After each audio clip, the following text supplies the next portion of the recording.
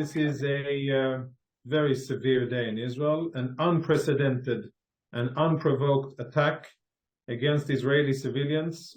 They have been butchering, executing, and abducting Israeli civilians. More than 1,000 rockets already fired at 80% of populated Israel.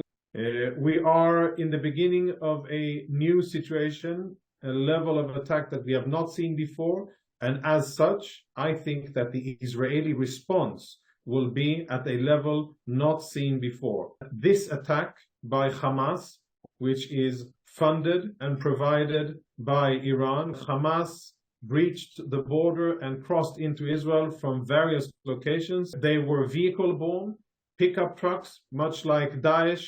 ISIS uses the white Toyota pickup trucks. This is a very severe day in Israel, an unprecedented and unprovoked attack against Israeli civilians of hundreds, if not more, of Hamas terrorists from Gaza into Israel.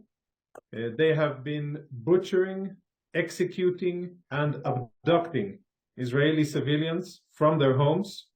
We have reports of Israeli civilians being held in Gaza, and there are also many other unconfirmed reports of Israeli casualties.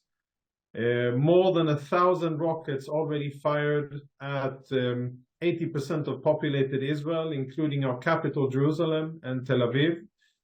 But the real story is a ground attack, multiple attacks into Israel on the ground by gangs of terrorists that have been able to infiltrate into Israel and to wreak havoc in Israeli communities. Those attacks have still not yet been eradicated, and they are ongoing as we speak. It is almost 11 a.m. Israeli time, and as we speak, these attacks are ongoing. We have not yet gained control of the situation. Once we will, I'm sure that Israeli authorities will have official numbers as to the exact toll in casualties, killed and abducted Israeli civilians and soldiers.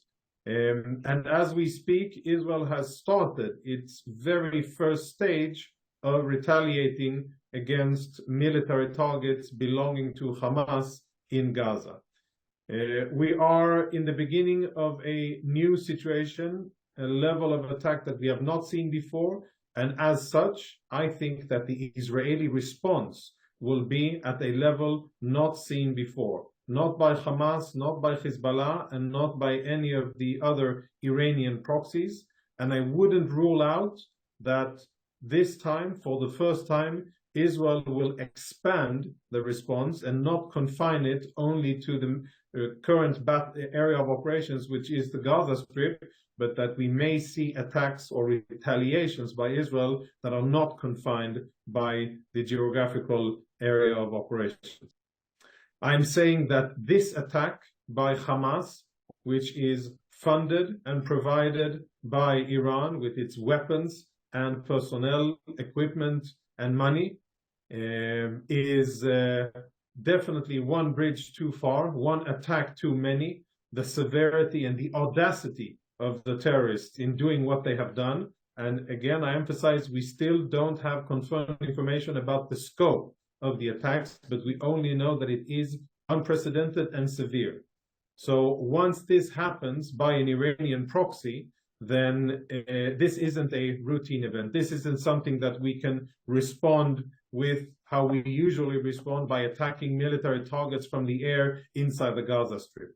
We're talking about a whole different situation, and the Israeli response will have to be different.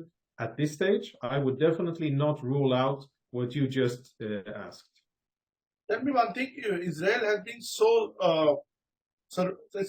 your surveillance was very high. You were monitoring all the time the borders. Don't you think that Israel is caught unaware with such a big, large-scale attack?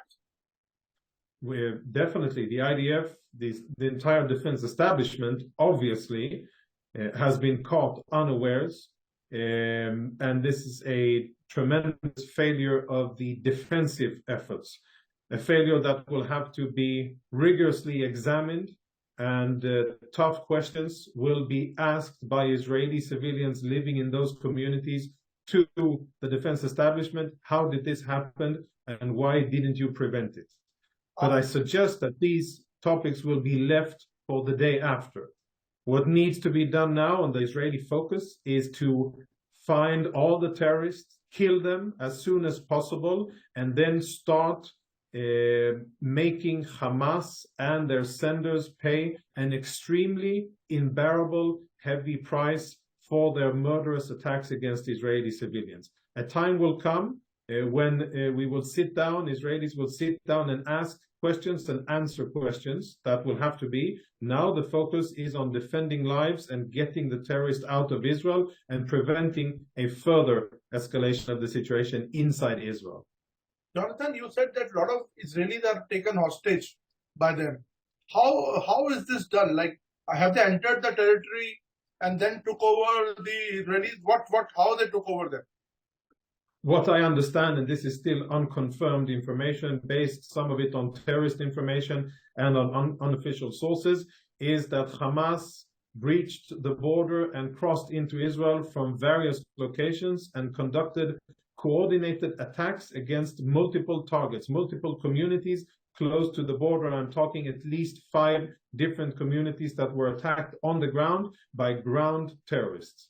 They were vehicle-borne, pickup trucks, much like Daesh, ISIS uses the white Toyota pickup trucks, and I have seen footage of motorcycles and other terrain vehicles, and even of gliders coming in from the air. And there are reports of assaults from the sea as well, naval commando units coming in from the sea. So this is a multi-dimensional attack, ground, air, sea, that Hamas has staged against Israel.